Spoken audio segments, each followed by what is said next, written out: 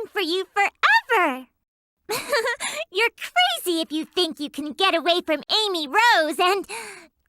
Who are you?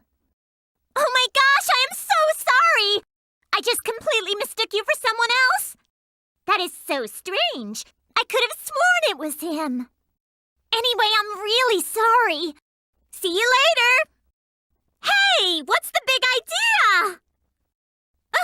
Help! Oh, oh, oh, oh.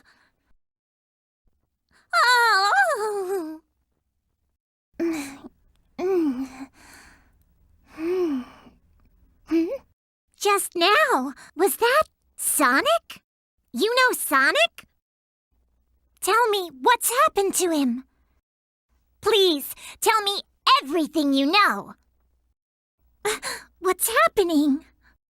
It was broad daylight a minute ago. That won't happen. There's no way Sonic will let it end like this. I told you, didn't I? There was no way Sonic would let something like that happen. Save the speech for later. We've got to get things ready for Sonic's coming home party!